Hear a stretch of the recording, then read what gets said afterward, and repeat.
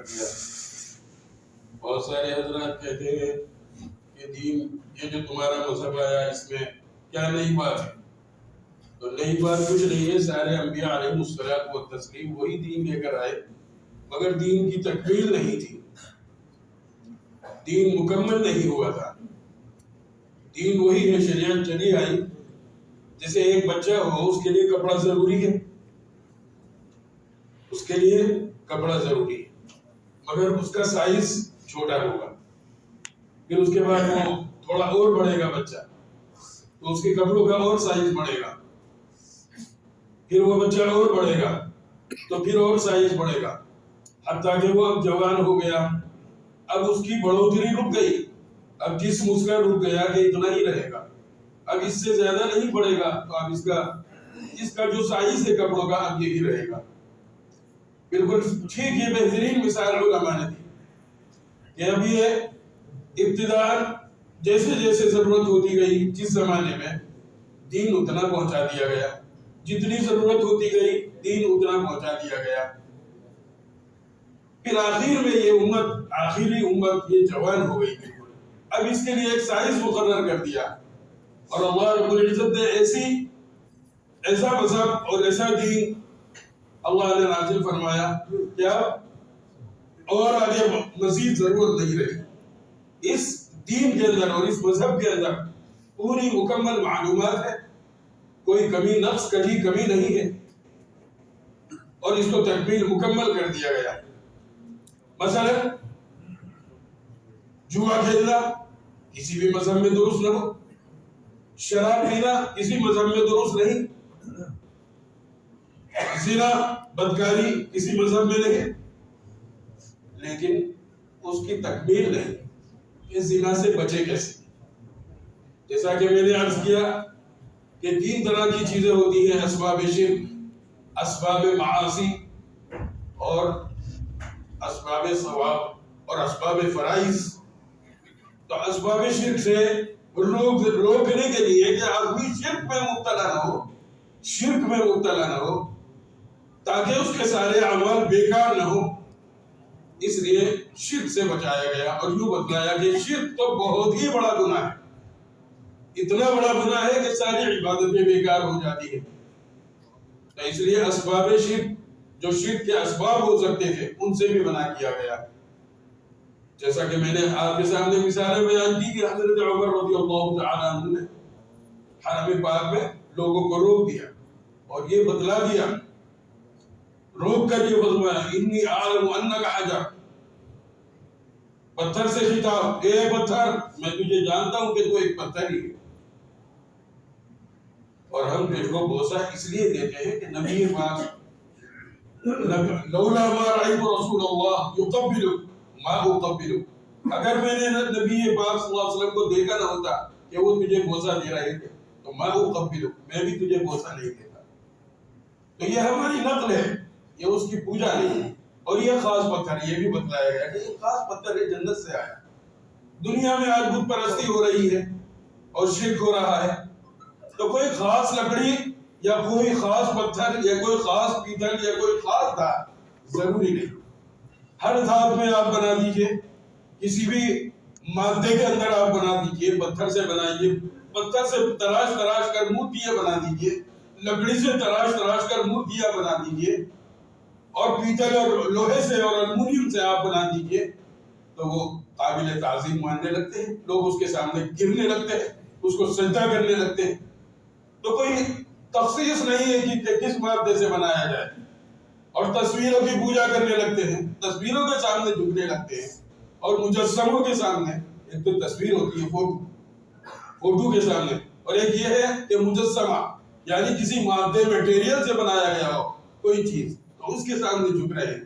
تو یہ جو پتھر ہے حرم پاک میں، یہ وہ پتھر نہیں عام پتھر کہیں سے اٹھا لیا گیا اور پھر اس کے لیے یہ حکم دے دیا گیا، بلکہ یہ جنت سے پتھر آیا، اور اس پر جو عمل ہو رہا ہے یہ نبی پاک صلی اللہ علیہ وسلم کی نقل کے میں ہو رہا ہے۔ تو حضرت عمر فاروق رضی اللہ تعالیٰ عنہ بے انتہا حساس کہ شرک کا شائبہ بھی نہ ہونا چاہیے، شرک کا شائبہ بھی نہیں ہونا چاہیے، کہ شرک جو ہے سارے اعمال کو بیکار کرے گا، لہذا اگر کسی نے شرکیہ عمل کرا تو ایک تو ہوتا ہے شرک اللہ کی ذات اقدس میں کہ اللہ خالق ہیں، مالک ہے، رزاق ہیں، تو یہ صفتیں جو ہیں اللہ کی. ایک تو یہ ہے کہ اللہ کی ذات عالی جو ہے کہ کوئی شخص یوں کہے کہ اللہ تو ہے ہی ہے معبود، اور اس کے ساتھ حضرت عیسیٰ بھی معبود، وہ بھی خدا، اور حضرت مریم بھی خدا، اور تین ملا کر ایک خدا یا تینوں الگ الگ خدا یہ معبود ہیں، ان کے سامنے جھکتا ہے، تو یہ اللہ کی ذات میں شرک ہوا. کسی نے کہا، یہودیوں نے کہا قالت الیہود عزیر ابن اللہ، یہودیوں نے کہا کہ عزیر جو ہے اللہ کے بیٹے ہیں، تو یہ ذات میں شرک ہے، یہ بھی بہت خطرناک ہے. اور پھر صفات میں اگر شرک ہو، شرک فی الصفات، ایک ہوا شرک فی الذات کہ اللہ کو تنہ تنہا اکیلا کفوا احد جس کا ثانی نہیں، لا مثال لہ ولا شبیہ لہ ولا نظیر لہ، نہ ان کی کوئی نظیر، نہ ان کی کوئی مثال، نہ ان کی کوئی تصویر، نہ ان کا عکس، کچھ نہیں. اللہ تنہ تنہا، ایک تو ذات عالی. پھر اس کے بعد اس کی صفات کہ اگر نہ ملتا ہو ہمیں دعاؤں سے تو چلو قبروں پہ چلیں، قبروں پہ جا کے مانگیں، چلو اللہ والوں کے پیروں میں پڑ جائیں، وہ دلا دیں گے کچھ. کوئی کچھ نہیں کر سکتا. اللہ بے نیاز ہے ان شرکیہ اعمال سے. تو ایک یہ ہے کہ شرک فی الذات، ذات کے اندر شرک کیا، اور ایک یہ ہے شرک فی الصفات کہ اللہ بھی خالق ہے اور لو صاحب ہم نے بھی بنا دیا ہم بھی خالق ہیں، لو اللہ دیتے ہیں ہم نے بھی تو دیا. جیسا ابراہیم علیہ السلام کا جب مقابلہ ہوا اپنے مد مقابل سے، تو اس نے کہا کہ تمہارا رب کیا کرتا ہے؟ تو بولے میرا رب تو یہ کرتا ہے، ربی الذی یحیی و یمیت، کہ میرا رب جو ہے زندہ بھی کرتا ہے اور مارتا بھی ہے. تو یہ اس نے کہا میں بھی تو یہ کرتا ہوں. اس نے بلایا ایک اور گردن اڑوا دی، دیکھیے میں بھی تو کرتا ہوں. تو حضرت ابراہیم علیہ السلام نے کہا کہ میرا رب تو پورب سے سورج نکالتا ہے اور مشرق میں ڈباتا ہے، تو تو یہ کر کے دکھا. تو فَبُهِتَ الَّذِي كَفَرَ، ہکا بکا رہ گیا، ایک جواب نہ بن سکا. اور اس نے اس کو کسی قیدی کو بلا کر اس کی گردن اڑا دی اور یہ سمجھا دیکھو میں نے زندہ کو مار دیا. تو یہ جو ہے اس نے یہ سمجھا کہ میں بھی تو اللہ کے برابر کا. تو اس نے شرک پھر صفات کیا، اللہ کی صفتوں میں شرک کیا اس نے. تو وہ مشرک اور کافر، فَبُهِتَ الَّذِي كَفَرَ، یہ کافر ہکا بکا رہ گیا. تو ایک شرک ہوتا ہے شرک فی الذات، ذات عالی کو تنہ تنہا نہ سمجھنا، اس کے ساتھ دوسرے بھی کارندے ہیں، دوسرے بھی کارساز ہیں، کوئی کارساز نہیں سوائے اللہ. دوسری یہ کہ اس کی صفتوں میں بھی کوئی شامل نہیں. اور تیسرے یہ جب ہم اعمال کوئی کرتے ہیں تو اس کے اندر بھی شرک سے خالی ہو، شرک سے عاری ہو، شرک سے خالی ہو. مثلا حدیث بات میں فرمایا من صلی یرائی فقط اشرک، جو شخص نماز ریاکاری کے لیے پڑھتا ہے فقط اشرک، اس نے شرک کیا. یہ شرک فی الاعمال ہے، یہ شرک فی الاعمال ہے. شرک کسی بھی طرح کا ہو وہ اللہ کو پسند نہیں ہے، اور اللہ اس میں معاف کرنے والے ہیں. ان اللہ لا یغفر ان یشرک بہ، اللہ اس کو معاف نہیں کریں گے جس نے اس کے ساتھ شرک کیا ہوگا. تو فرمایا من صلی یرائی فقط اشرک، جس نے ریاکاری کے لیے نماز پڑھی. اور ایسا بھی ہوتا ہے کہ دکھانے کے لیے تو کوئی آدمی ہے نہیں، دکھانے کے لیے تو کوئی آدمی ہے نہیں، تنہ تنہا اکیلے پڑھ رہے ہیں، بند کمرے میں پڑھ رہے ہیں، اپنی دکان میں پڑھ رہے ہیں، چھپوا جگہ ہے، خاموش جگہ ہے، کوئی دیکھنے والا نہیں. مگر کبھی کبھی دل میں یہ آتا میں تو بہت بڑا نمازی، میں تو کتنا نمازی، دیکھو میں چھپ کے پڑھ رہا ہوں. یعنی عجب اگر آ جائے، عجب خود ہی اگر آ جائے کہ یعنی خود ہی اپنے یہ تکبر ایسا ہوتا ہے کہ اپنے اندر تکبر. ایک تو یہ ہے کہ سامنے والے کے سامنے آدمی بڑا ہی جتاتا ہے، وہ ایک تکبر ہے. اور ایک یہ تکبر کی ایک قسم یہ ہے کہ آدمی خود اپنے آپ کو چنی اور چنا سمجھتا ہے کہ میں ایسا اور میں ویسا اور میں. تو یہ عجب جو ہے یہ بھی اللہ کو پسند نہیں. تو من صلی یرائی، جو نماز ریاکاری کے لیے پڑھے فقط اشرک، ومن صام یرائی فقط اشرک، جس نے روزہ ریاکاری کے لیے رکھا تو وہ بھی اس نے بھی شرک کیا. ومن تصدق یرائی فقط اشرک، جس نے کچھ اللہ کے راستے میں دیا لوگوں کو دکھانے کے لیے، لوگ یوں کہیں کہ بہت صدقہ خیرات کرنے والے ہیں، بہت فیاض ہیں اور بہت سخی اور داتا ہیں، تو یہ بھی شرک ہے. یہ شرک فی الاعمال ان سب چیزوں سے بچا جائے. اور اس کے علاوہ پھر یہ تو ہوئے اسباب شرک جن کے ذریعے سے ہماری پوری زندگی کے اعمال اکارت اور بیکار ہیں. شرک جب آ گیا کہیں تو ایٹم بم کا کام کرے گا. دوسری چیز یہ ہے کہ اسباب شرک کے علاوہ اسباب معاصی گناہوں کے اسباب سے بھی بچنا. تو قرآن میں کہا وَلَا تَقْرَبُوا الزِّنَا، زنا کے قریب بھی مت جاؤ. تو قریب جانا کیسے ہوتا ہے؟